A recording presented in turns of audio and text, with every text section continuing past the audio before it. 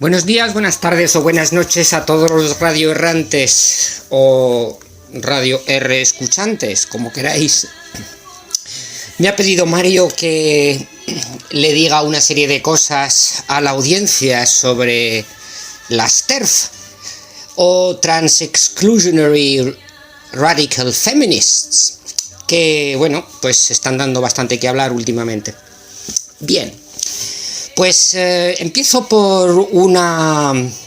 Bien, como podéis ver, os he puesto de fondo a Edith Piaf. Je ne regrette rien, no me arrepiento de nada. No solamente me identifico mucho con esta mujer, sino que además, pues, creo que viene al pelo. No me arrepiento de nada. No me arrepiento de nada. Y luego veréis por qué. En fin, esto es simplemente una introducción. Empezamos por el principio. ¿Qué pasa ahora con las TERFs? Pues vamos a ver, veamos el contexto histórico, lo que los periodistas anglosajones conocen como The Big Picture. Contextualicemos históricamente. Estamos en una era de excesos. Los historiógrafos lo saben, los ciclos de la historia van de la moderación al exceso y estamos en la era de excesos. No pasa nada. Desde la Edad Media ha habido ciclos, se han detectado, incluso antes de la Edad Media. Lo que pasa es que, bueno, en la era contemporánea los ciclos se han ido acortando y hemos pasado del exceso a la moderación en muchos menos años. Quizá es lo que haya hecho que hayamos tenido 2 guerras mundiales en un solo siglo, en el siglo XX, ¿no?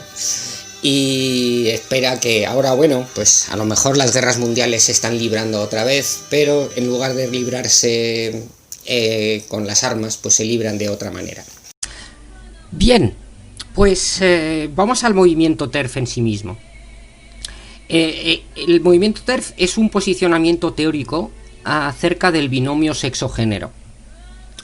El sexo se define por criterios estrictamente biológicos, es decir, lo que la ciencia, ojo, la ciencia, con todo lo que ello implica. Ojo, que la ciencia no es neutra. La ciencia no es un dato divino. La ciencia tiene sus sesgos, ¿no? Sin embargo, no cuestionan esos sesgos. Pues el sexo es estrictamente lo biológico y por lo tanto definen como sujeto del feminismo estrictamente a la hembra humana tal y como lo define la ciencia. Ojo al dato. Eso por un lado. Y por otro, definen el género como todos los valores sociales, culturales, históricos, etcétera, que suponen una opresión sobre el sexo femenino, es decir, todo aquello que sitúa a un sexo biológicamente definido sobre otro. Y claro, pues todo eso supone que lo político, simbólico, económico, social, etcétera, que se presupone al sexo femenino, va a ser considerado inferior a todo aquello que está relacionado con el sexo masculino. Esto pues hasta cierto punto lo podríamos compartir. Lo que pasa es que el origen histórico de este movimiento feminista, del feminismo de las TERF, es una escisión del feminismo radical, que en su origen era transinclusivo. Cuidado, que eso hay que decirlo, que el feminismo radical en su origen, el feminismo de la tercera ola, era transinclusivo.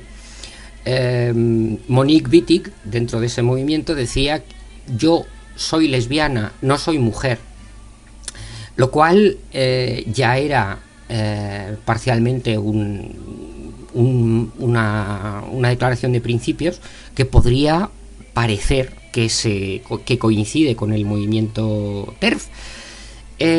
Lo que pasa es que, claro, es una definición muy diferente de lo que es el género. El género es exclusivamente social y, por tanto, no incluye ninguna definición biológica en origen dentro del feminismo radical de la tercera ola. No se pone el feminismo de Monique Wittig y sus congéneres no se pone a definir qué es la hembra humana o qué no. Entre otras cosas porque la hembra humana es también una definición social. Monique Wittig ya lo decía. Se espera de mí que mi útero y mis ovarios estén destinados a la reproducción y yo evidentemente como lesbiana discrepo profundamente. Pero esa discrepancia parece ser olvidada por las feministas TERF, ¿no? Las feministas Radfem TERF. Cuidado, aquí me gustaría sobre todo recalcar que no es lo mismo una feminista radical que una feminista Radfem, llamadas Radfem. Parece que es lo mismo, pero es que no es lo mismo. Las Radfem son las trans excluyentes, se definieron a sí mismas como Radfem. Lo cual no quiere decir que sean feministas radicales de la tercera ola del grupo, digamos, que encabezó o que representó en su día Monique Wittig. Y bueno, pues esos son las TERF. Feministas que definen el sujeto político del feminismo como exclusivamente las que puedan ser consideradas según la ciencia como hembras humanas. Excuso deciros el tufillo a lesbofobia que hay ahí dentro, porque evidentemente una mujer lesbiana no se va a considerar hembra humana en la misma medida que una heterosexual, de ninguna manera. Y eso desde el punto de vista más personal y más político de las dos, desde las dos perspectivas, ¿no? Y eso pues supone un problema, realmente supone un problema. Y no me meto en cuestión de transexualidad, me meto simplemente dentro de lo que es la definición de hembra humana. ¿Por qué el concepto de hembra humana es problemático dentro del feminismo? Bien, lo siguiente es, bueno, ¿por qué surge este movimiento TERF? Este movimiento dentro del movimiento radical del feminismo como feminismo transexcluyente. Bueno, la primera motivación que lleva a la creación de esta ola de TERFs es una reacción ante... voy a hacer de abogado del diablo, lo siento mucho, pero tengo que hacer de abogado del diablo porque es que si no, no se entienden las cosas. Es una reacción ante la argumentación neoliberal del movimiento gay masculino. Eso no me lo invento yo, eso lo dice Beatriz Gimeno en su libro sobre la historia del feminismo en España. El movimiento gay de repente defiende que la orientación sexual y crea el término orientación sexual. Ojo, es algo dado, es algo no elegido, es algo dado, es algo que yo he nacido así, yo es que claro, he nacido así y por lo tanto no es mi elección y por lo tanto tienen ustedes que entenderlo, yo soy así de natural y soy así de gay, ¿no? Lo cual, bueno, pues puede tener su aquel. Lo que pasa es que, cuidado, que la consecuencia de esta afirmación, la orientación sexual viene dada por la naturaleza, es algo que elimina completamente el contenido político, ¿no? Del movimiento. Es decir, ya no digo que yo soy gay porque me da la gana, sino que soy gay porque me lo ha dado la naturaleza y entonces usted tiene que aceptarlo como algo natural. Y entonces eso es un razonamiento realmente muy, muy neoliberal y muy tradicional, ¿no? Yo soy natural, yo soy así de auténtico y Me da igual lo que digan los demás y me da igual las implicaciones que esto tenga a nivel global y todo lo demás. Claro, eso elimina completamente todo contenido político al movimiento.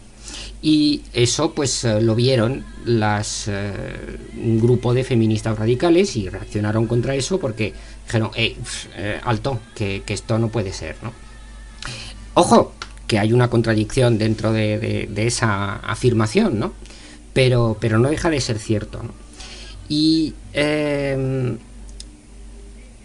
también el movimiento LGTB en ese momento definió el género como un dato natural. Es decir, yo me pongo a parecerme a una mujer porque la naturaleza me llama a hacerlo, ¿no? Y claro, eso ya son dos datos, uno encima del otro, pues son dos datos que llaman la atención, ¿no? Y claro, pues desde el punto de vista feminista eso no puede ser, porque somos un movimiento principalmente social y no se puede atribuir a la naturaleza cosas como el hecho de que yo me acueste con alguien de mi mismo sexo o de un sexo diferente o del sexo de los ángeles. No es algo natural, es algo que debe ser algo dentro de mi vida elegida como lifestyle, que dicen los ingleses, ¿no? Los americanos. Se debe respetar, pero se debe respetar no porque me lo diga la naturaleza, se debe respetar porque está ahí, porque yo dentro de mis vivencias tengo esa preferencia y punto. Y claro, no es lo mismo lo uno que lo otro. Quitarle el contenido político a una situación no es lo mismo que atribuírsela a la naturaleza. Y bueno, pues luego hay otra motivación de este movimiento TERF que es bastante menos teórico y bastante menos compartible, ¿no? Que es que lo que pasa es que lo que pretenden es conservar su protagonismo en la escena política, y eso es bastante menos defendible, ¿no? Porque cuando vas a hablar de un colectivo tan amplio como el de las mujeres, decir que claro, que hay distintas maneras de ser mujer, como ser lesbianas, por lo tanto no hembras humanas exactamente igual que las tradicionales, o que lo que sea, pues no conservar el protagonismo no puede ser considerado un argumento, y ahí estamos en esa tesitura, ¿no?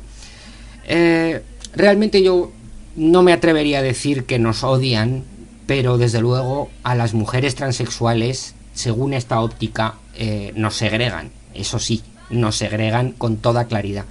Y segregan no solamente a las mujeres transexuales, segregan a todo aquello que no es hembra humana. Que ojo, que eso escandaliza a más de una feminista.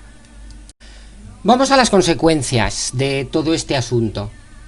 ¿Se puede decir que la unidad del feminismo esté en peligro?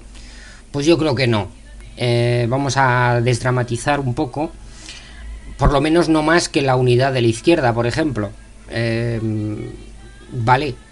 Tenemos una desunión dentro de la izquierda. No hay duda de que hay una desunión dentro de la izquierda. Y si no dramatizamos con respecto a la unidad de la izquierda en general, pues no tenemos por qué dramatizar con respecto a la unidad del feminismo. Todos sabemos qué es ser feminista. Por lo menos los que hemos leído, los que hemos vivido el feminismo, lo mismo que hemos vivido la izquierda y sabemos lo que es ser de izquierdas, tenemos por lo menos un norte intuitivo, ¿no? Hay algo en las tripas que nos dice qué es lo que es ser de izquierdas, como nos lo dice qué es lo que es ser feminista. Y las discrepancias, pues simplemente, como dice Rosa Cobo, las tenemos un poco que civilizar. Pero eso no significa que yo vea unas diferencias insalvables y algo que puede dinamitar la unidad del feminismo.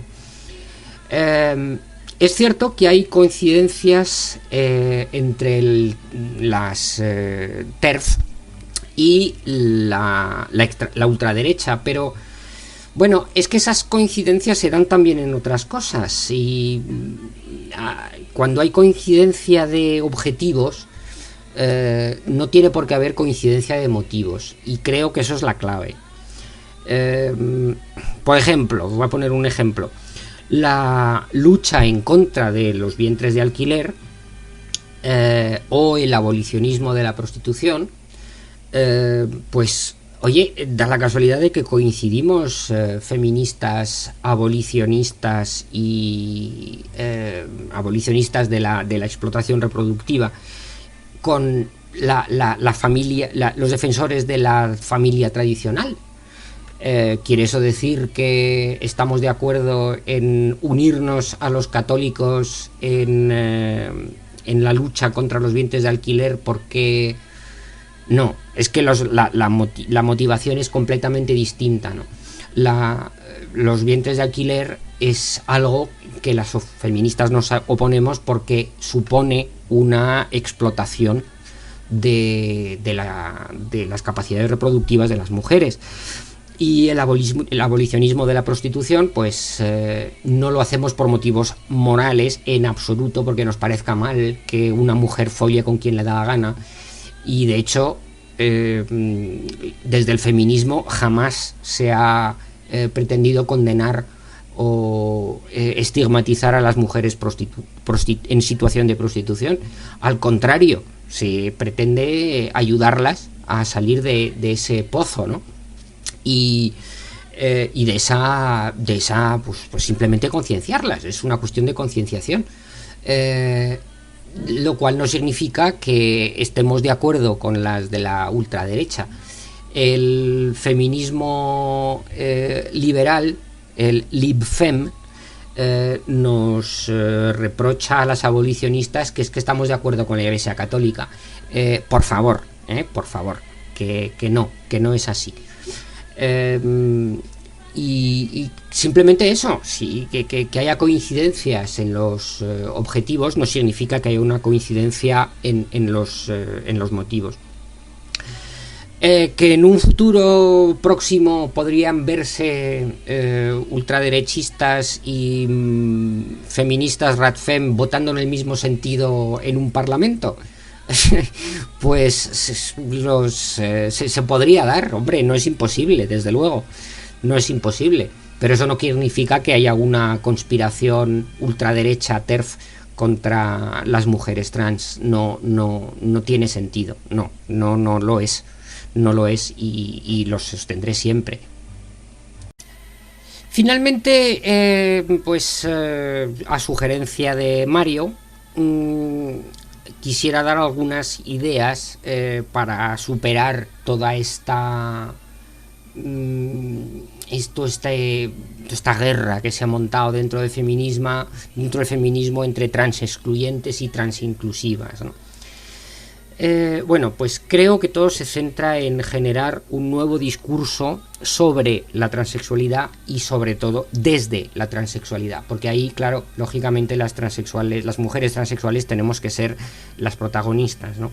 Lo que pasa es que, claro, no somos muchas y, oye, no sé, pedirle que tengan grados en psicología, antropología, historia y filosofía a las mujeres transexuales, que algunas todavía están sobreviviendo en el mundo de la prostitución, pues hace bastante difícil que nos organicemos alrededor de una misma idea, ¿no?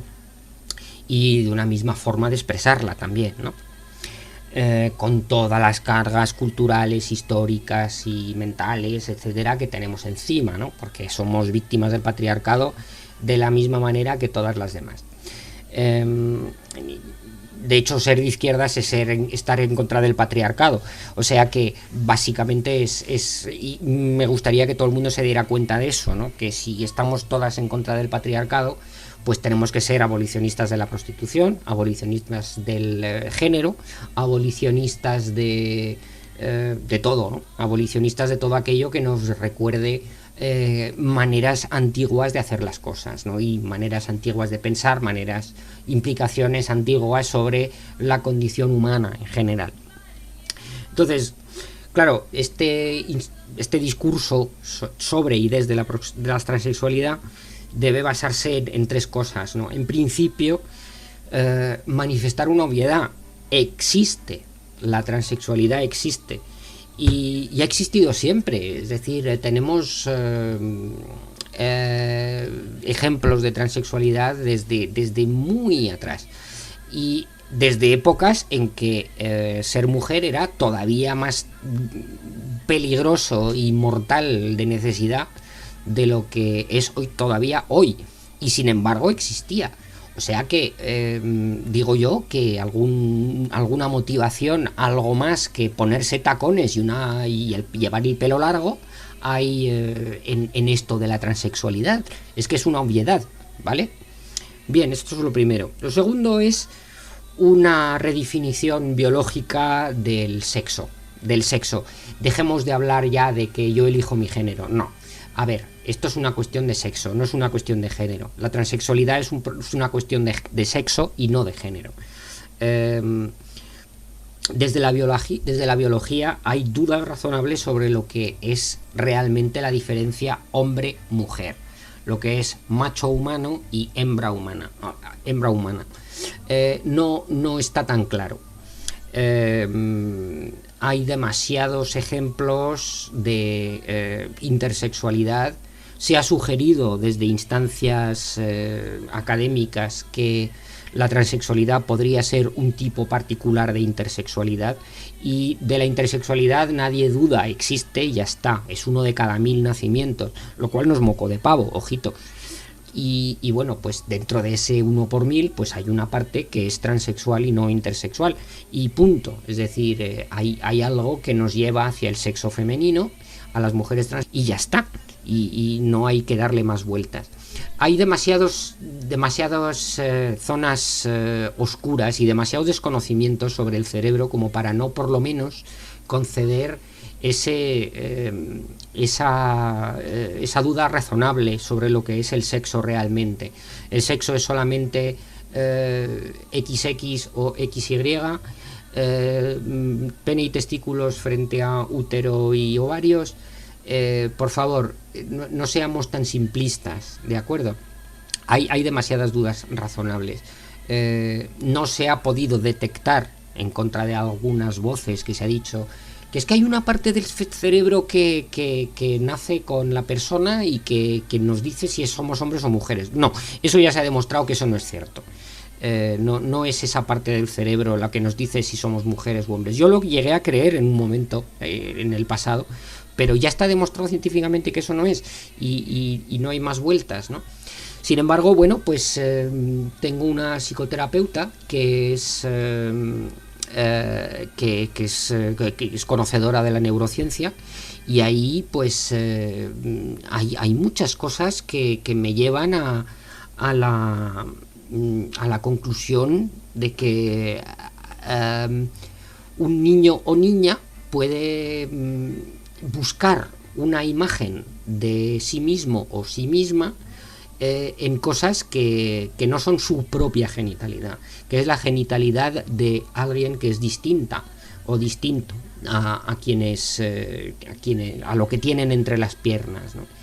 Y se buscan, normalmente se encuentran en los que tienen la misma genitalidad, pero no siempre es así, y habría que sustituir esa idea de la disconformidad con el sexo con lo que se llama egodistonía.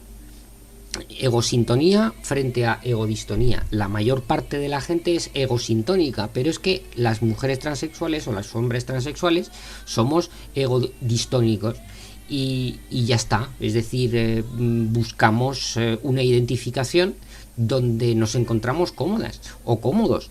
Y yo, como mujer transexual, he encontrado mi egosintonía en la condición de mujer. Y mi genitalidad es la de cualquier otra mujer, además una mujer lesbiana, que no tiene más historia que esa. Eso existe y ya está, y no le demos más vueltas. Y por último, bueno, recordar que las mujeres transexuales, que somos feministas, somos no solamente abolicionistas de la prostitución, porque la mayoría sabemos del daño que hace la prostitución en las mujeres, y mucho más a las mujeres transexuales, porque la proporción de prostitución entre las mujeres transexuales es inmensamente superior al de las mujeres que no son transexuales, y bueno, pues somos abolicionistas del género, naturalmente que lo somos. Como feminista, yo me considero abolicionista del género. No he elegido un género, he elegido un sexo y participo de él hasta donde tengo capacidad para decirlo.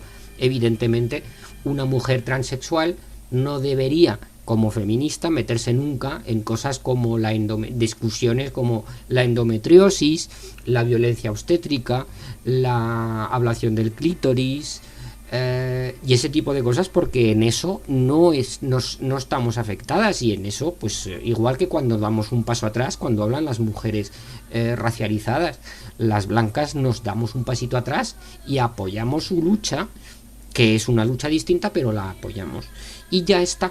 Ese es el funcionamiento del movimiento feminista, y no tiene más historia que eso. Así que bueno, queridos radioerrantes, aquí termino mi intervención. Espero no haberos aburrido y espero que nos veamos en las calles, porque es allí donde vamos a librar esta batalla. Como siempre ha pasado, en las calles es donde nos vemos, ¿verdad?, las caras, y es donde realmente se libran las batallas importantes.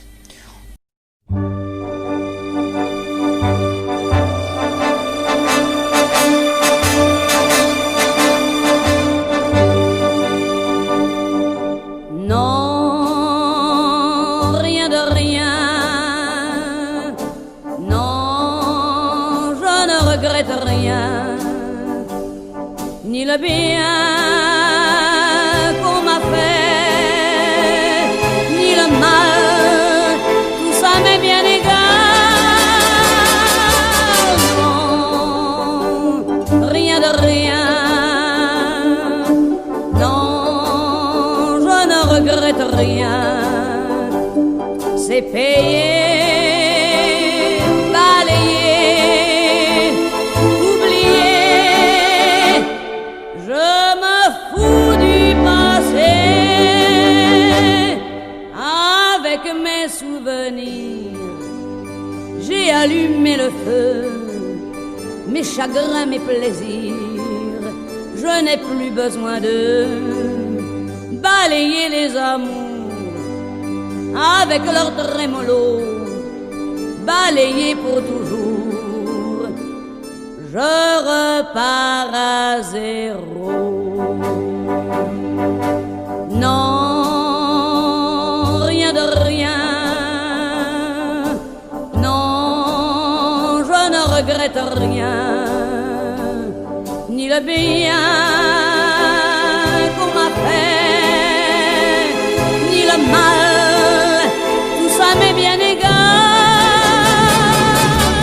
Non, rien de rien. Non, je ne regrette rien, car ma vie, car mes joies, aujourd'hui, ça commence avec toi.